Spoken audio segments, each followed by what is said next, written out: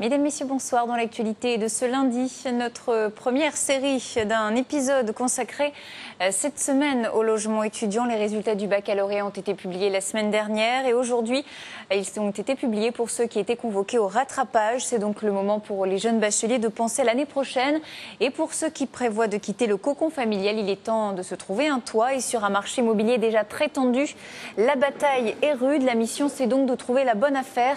Un appartement au studio correct à des prix abordables. Alors justement, côté porte-monnaie, il est important de connaître déjà son budget. Et pour ça, le passage obligé à ne surtout pas rater, c'est la CAF, la Caisse d'allocation familiale. Un conseil pour éviter les galères, connectez-vous directement sur le site internet pour faire une simulation. Vous connaîtrez ainsi les aides auxquelles vous avez droit. Des aides qui peuvent varier, parfois du simple au double, et qu'il est important de bien connaître pour choisir son loyer. Écoutez.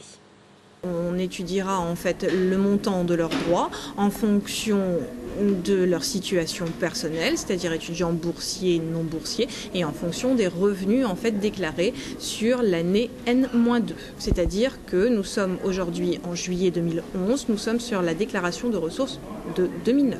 Une même personne ne peut pas être bénéficiaire de deux côtés, ne peut pas faire bénéficier ses parents d'allocations familiales, de compléments familiales, c'est-à-dire de prestations dans l'ensemble des droits, et ouvrir droit à son titre personnel à l'aide au logement. À ce moment-là, il vaut mieux calculer ce qui est plus favorable en fait pour l'allocataire et ses parents.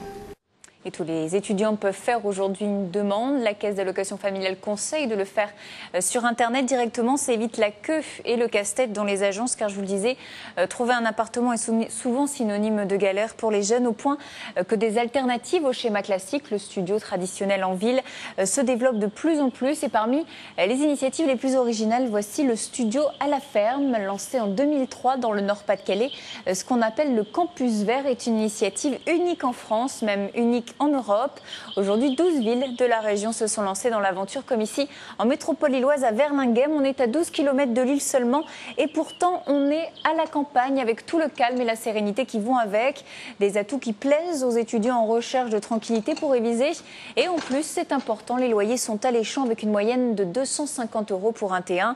Et puis c'est du gagnant-gagnant, il faut le dire, puisque pour les agriculteurs, c'est aussi un complément à leurs revenus. Écoutez.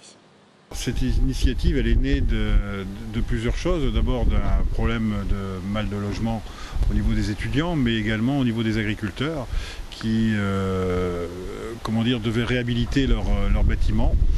Et en sachant que la production s'est déplacée, elle n'existe plus dans les bâtiments anciens. Et donc pour pouvoir les maintenir ce patrimoine, il fallait essayer de trouver une nouvelle fonction au bâtiment. Aujourd'hui, 120 agriculteurs sont inscrits justement dans ce réseau du logement vert, fort déjà de 250 studios dans le Nord-Pas-de-Calais, qui a pour ambition d'arriver à 600 logements au total. Et ça marchera puisque sur 10 demandes déjà aujourd'hui, une seulement peut bénéficier d'une offre. Au départ, on peut penser que la ville, les sorties manqueront aux étudiants, mais il semble que le concept ait trouvé ses adeptes, des jeunes conquis, tout comme les agriculteurs qui se sont lancés dans l'aventure. Écoutez les témoignages. On est au calme, mais on est aussi,